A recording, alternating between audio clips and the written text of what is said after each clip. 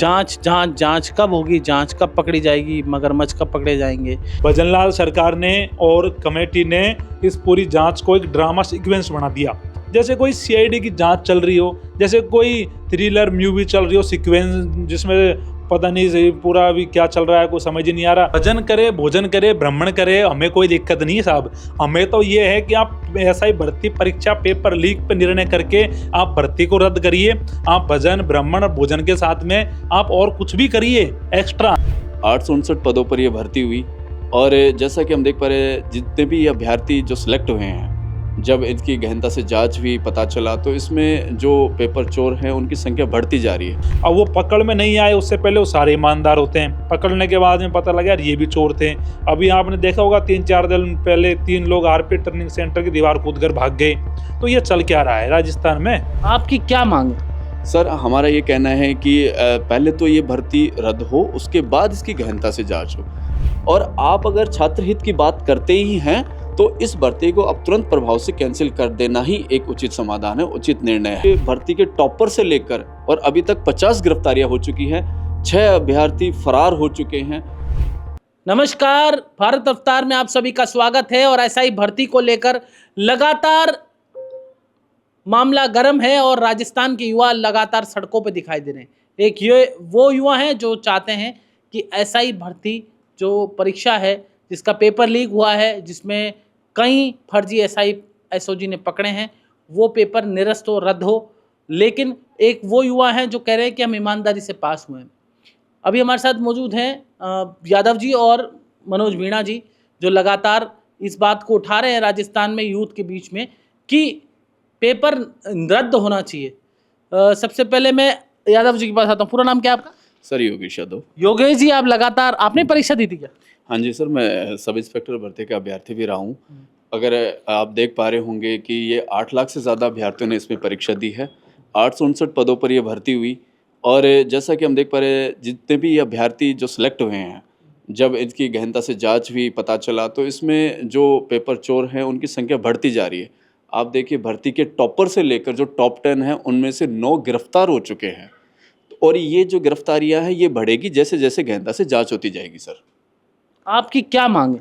Sir, हमारा ये कहना है कि पहले तो ये भर्ती रद्द हो, उसके बाद इसकी गहनता से जांच हो।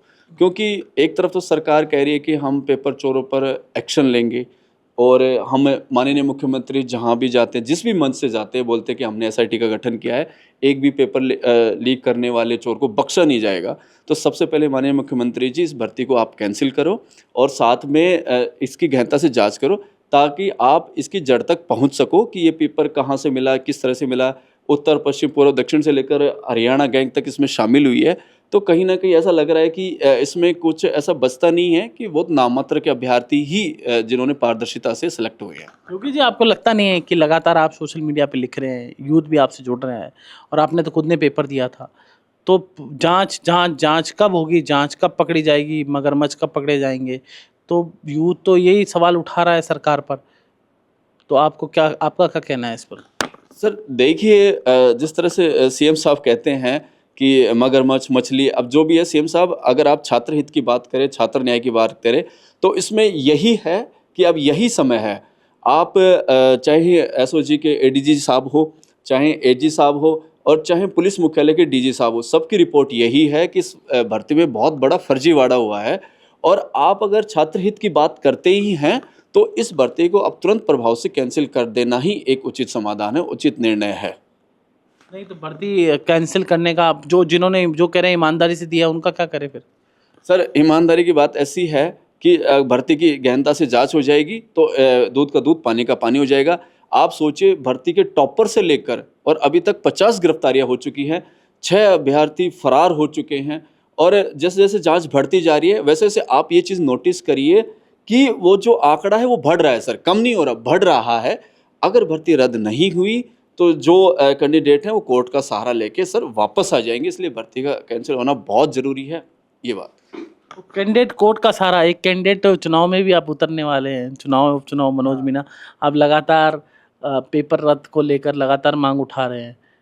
ये कह रहे हैं कि कैंडिडेट कोर्ट में पहुंच जाएंगे वो देखो ऐसा है, इनका कहना ये है कि अगर इतने सारे सबूत मिलने के बाद भी भजनलाल सरकार इस भर्ती को रद्द नहीं करती है तो एसओजी ने जिन लोगों को पकड़ा है, जिन पे आरोप लगे हैं, पेपर पढ़ने के सारी चीज़ें हैं, लेकिन कहीं ना कहीं कोर्ट में वो ज़्यादा दिन टिक नहीं पाएगा और वो दोबारा थानों में आके ज्वाइन करेंगे, एसएचओ बनेंगे, उसके बाद में वो सीआई बनेंगे, डिप्टी बनेंगे, एडिशनल एसपी बनेंगे और किस प्रकार से लोकतंत्र को लूटेंगे फिर वो जगजाहिर होगा। वो किस प्रकार से जनता के साथ में न्याय करेंगे वो आपकी उसमें होगा नज़रों में कि कितना सरकार के सामने तो ये बड़ी पशुपेश है कि मैं एक मंत्री जी से बात कर रहा था जो उसके अंदर है, कमेटी के अंदर। व्यक्तिगत तौर पे मैंने उनसे बात की तो उनका कहना है कि जिन्होंने ईमानदारी से पेपर दिया है उनका क्या करें हम, आप ही राय दे दो सरकार को, उनका क्या करें। देखो ऐसा है, लेकिन अभी तक कोई ये बता नहीं पा रहा कि किन किन लोग हैं जो ईमानदार है। यहाँ तो साहब ऐसा है कि एसओजी जिस दिन आरपीए ट्रेनिंग सेंटर पहुंच जाती है तो 5-7 को पकड़ के लाती है। अब वो पकड़ में नहीं आए उससे पहले वो सारे ईमानदार होते हैं, पकड़ने के बाद में पता लगा यार ये भी चोर थे। अभी आपने देखा होगा 3-4 दिन पहले 3 लोग आरपीए ट्रेनिंग सेंटर की दीवार कूद कर भाग गए। तो ये चल क्या रहा है राजस्थान में लोग अपराधी भागे जा रहे हैं और लोग कह रहे हैं कि इसमें ईमानदार है। भाई जो लोग ईमानदार हैं उनको डरना नहीं चाहिए, उनको भागना नहीं चाहिए, वो पूरी ट्रेनिंग करें, आराम से वहाँ पे रहें और अपनी ईमानदारी के सबूत एसओजी को देना। संडे को इनका आउट पास मिलता है, आप संडे के दिन आप एसओजी जाओ और ये कहो कि हम ईमानदार हैं, हम हमारी ईमानदारी के सबूत देते हैं। और आप एक बात बताओ, एसओजी ने अभी करीबन इसमें 50 लोगों को पकड़ लिया। वो 50 लोग जो वो तो कन्फर्म हो गए चोर थे, इन्होंने पेपर पढ़ा, उसमें तो कोई दो राय नहीं है ना आपको भी। लेकिन क्या वो जो बाकी जो ईमानदारी का दावा कर रहे हैं उनको नहीं पता था कि ये चोर है, पेपर लेके हमारे बीच में ट्रेनिंग कर रहे हैं? उनकी जिम्मेदारी नहीं थी कि इस चीज़ की जानकारी वो एसओजी को या सरकार को, एजेंसियों को देते, लेकिन उन्होंने छुपाया, उन्होंने वो जानकारी नहीं दी। तो उनको क्या पता सब अगर हम साथ रहते हैं एक घर में तो पता होता है कि कौन व्यक्ति कैसा है। जब एक साथ ट्रेनिंग करते हैं तो दोस्त भी बनते हैं, मित्रता भी होती है, साथ में खाना भी खाते हैं, बातें भी करते हैं। चोरी करूंगा तो मैं आपको थोड़ी बताऊंगा मैं चोरी करके आया। लेकिन अगर हम साथ रहेंगे तो हमें इरादों का पता लग जाता है कि यार ये व्यक्ति किस सोच का है, किस परिपाटी का है, कौन से माफियाओं से इसके रिश्ते हैं। सब यहाँ तस्कर माफियाओं के बच्चे पकड़े गए हैं। अगर कोई तस्कर माफियाओं के बच्चे आरपीए ट्रेनिंग सेंटर में ट्रेनिंग ले रहे हैं तो क्या जानकारी में नहीं होगा कि इनका बाप कौन है? सबको पता था कि जो वो भागीरथ जो तस्कर का जो वो पूरा गैंग चलाता है उनके बच्चे जब पकड़ में आए थे, और भी लोगों को पता था कि उनके बच्चे हैं। जिसने जेल में बैठ के ये पूरा खेल रचा और अपने बेटी को सब ऐसा ही बना दिया, तो जानकारी सबको थी, लेकिन इन लोगों ने छिपाया। आप एक बात समझो, अगर ये लोग थाने में जाएंगे तो ये क्या सही तरीके से जांच कर पाएंगे? ईमानदारी से नहीं करेंगे ये लोग। अब उपचुनाव है, आपका क्या स्टैंड है आप लोगों का उपचुनाव को लेकर? क्या आपका स्टैंड अगर रद्द नहीं होता है तो पेपर? देखो ऐसा है, भजनलाल सरकार ने और कमेटी ने इस पूरी जांच को एक ड्रामा सीक्वेंस बना दिया। जैसे कोई सीआईडी की जांच चल रही हो, जैसे कोई थ्रिलर मूवी चल रही हो सीक्वेंस, जिसमें पता नहीं सही पूरा अभी क्या चल रहा है, कोई समझ ही नहीं आ रहा। कभी तो कमेटी की रिपोर्ट आती है फर्स्ट इंडिया पे, तमाम बड़े चैनलों पे ये चलता है कि भाई ऐसा हुआ है कि कमेटी की रिपोर्ट में ये कह दिया कि भर्ती को रद्द करा जाए। फिर जोगराम जी आते हैं, ये कहते हैं कि यार मैंने तो ये कहा है कि ना तो रद्द हो ना यथावत रखा जाए, फैक्ट रखें। ये तो कमेटी तो फैक्ट ही रखेगी, तो आप भी जानते हो, लेकिन आपको निर्णय तो करना पड़ेगा ना। आपने फैक्ट रखे तो उन पर निर्णय होगा फैक्ट से, ये तो नहीं आप फैक्ट रख के आप उस पर कुछ और चीज़ निकालोगे। तो अब वो क्या है कि जो इन्होंने ड्रामा बना रखा है ना, वो खत्म करके इस भर्ती परीक्षा को रद्द करे, नहीं जो आने वाले समय में जब 7 सीटों पर उपचुनाव होंगे इनको मुँह की खानी पड़ेगी। क्योंकि राजस्थान के युवा में सब ऐसा है, राजस्थान के युवा में आक्रोश है और बहुत ज़्यादा बड़े लेवल पर युवा इनसे पीड़ित है, दुखी है कि अगर इन्होंने जो वोटिंग होनी है 13 नवंबर को, अगर उससे पहले इस भर्ती को रद्द नहीं करा तो जहाँ जहाँ चुनाव है वहाँ मैं खुद जाऊँगा उन विधानसभाओं पे और ये कहूँगा कि पेपर लीक पे, महिला आरक्षण पे ये सरकार फेल रही और युवाओं के साथ न्याय नहीं कर पाई। और अभी सरकार को हमें वोट नहीं देने हैं, क्योंकि जो सरकार साहब युवाओं के नाम पे बनी हो और युवाओं के जो मांगे उनको पूरी नहीं कर पाती हो, तो उस सरकार को क्या मतलब है वोट देने का।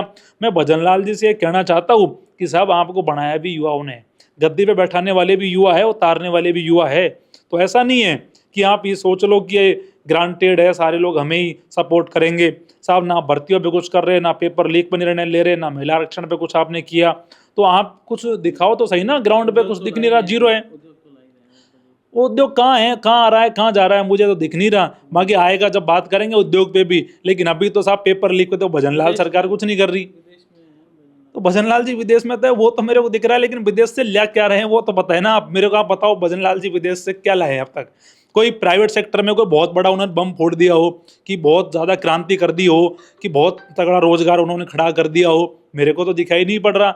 अब विदेश गए हैं, अच्छी बात है कि आदमी को जाना चाहिए, और उनके पास में सीएम का पद है तो घूम रहे हैं, उसमें तो मैं क्या करूं, लेकिन कम से कम युवाओं के मुद्दे पर तो वो काम करें। पेपर लीक के मुद्दे पे कमेटी बना के चले गए, भजन करे, भोजन करे, ब्राह्मण करे, हमें कोई दिक्कत नहीं है साहब। हमें तो ये है कि आप ऐसा ही भर्ती परीक्षा पेपर लीक पे निर्णय करके आप भर्ती को रद्द करिए। आप भजन, ब्राह्मण और भोजन के साथ में आप और कुछ भी करिए एक्स्ट्रा, हमें क्या मतलब है आप क्या करते हो। हमें तो ये है कि युवाओं के मुद्दों पे आप क्यों फैसला नहीं कर रहे। मैं आज आपके माध्यम से भी कह रहा हूँ कि इस मामले पे भजन लाल सरकार अगर पीछे हटती है साहब, तो आपको देखना कि यही चीज़ें रहेंगी। और जो चुनाव है 7 सीटों पर 13 तारीख को, वहाँ इनकी जमानत जब्त होगी, राजस्थान का युवा इनके विरोध में जाएगा और इन्हें मुँह की खानी पड़ेगी, और भजन लाल जी को समझ आएगा कि युवाओं में ताकत क्या है। तो ये थे मनोज मीणा और यादव साहब हमारे से बातचीत कर रहे थे। लगातार एसआई भर्ती को लेकर मांग उठा रहे हैं युवाओं के बीच में। इनका साफ तौर पे कहना है कि हमारी ये की मांग है कि एसआई भर्ती परीक्षा जो है वो रद्द हो, क्योंकि इसमें इतने सारे आरोपी पकड़े जा चुके हैं जो कि तथ्यों के सहित फर्जी एसआई बनाए गए थे, वो पकड़े जा चुके हैं। इसका मतलब सीधा सीधा पेपर लीक हुआ है, और मुख्यमंत्री भजनलाल शर्मा भी कह चुके हैं। हालांकि सरकार के साथ पशुपेश ये है कि कुछ लोग कह रहे हैं कि ये जो रद्द भर्ती है वो हमने वास्तविकता में हम पास हुए हैं और हमने मेहनत की है, इसलिए हमारे को बख्शा जाए। लेकिन मुझे लगता है कि सरकार को इसका बीच का रास्ता निकाल कर ये भर्तियां रद्द करनी चाहिए, और जो वास्तविकता में अगर रियलिस्टिक में कोई जिसने मेहनत करके दिया है तो उसको कोई रियलाइजेशन देके छूट देकर इसका कुछ प्रावधान ऐसा निकालना चाहिए जिससे बीच का रास्ता निकाल कर ये भर्तियां रद्द करनी चाहिए। साफ साफ दिख रहा है कि इसमें पेपर लीक हुआ है, तो भर्ती रखने का, सस्टेन करने का और समय निकालने का तो कोई बनता ही नहीं है। क्योंकि प्रधानमंत्री नरेंद्र मोदी भी राजस्थान में जब चुनाव से पहले आए थे, राजस्थान के अंदर आपको ध्यान होगा जब विधानसभा के चुनाव थे उससे पहले उन्होंने कहा था कि एक भी पेपर लीक माफिया नहीं बचेगा, पेपर लीक जितने भी पेपर लीक हुए हैं उनको किसी को बख्शा नहीं जाएगा। तो मोदी है तो मुमकिन है, ऐसा कहा जाता है। तो सभी युवाओं को अपेक्षा है कि भजन लाल जी से है पता नहीं है, लेकिन मोदी से ज़रूर अपेक्षा है कि मोदी जो कहते हैं वो करते हैं, क्योंकि आज तक भारत में जो उन्होंने कहा है वो किया है। तो मोदी ने कहा है तो पेपर जरूर रद्द होगा, और किसी बीच का रास्ता निकाल कर राजस्थान सरकार, बीजेपी की सरकार पेपर रद्द करेगी, ऐसा हमें अपेक्षा है। नमस्कार, जय हिंद।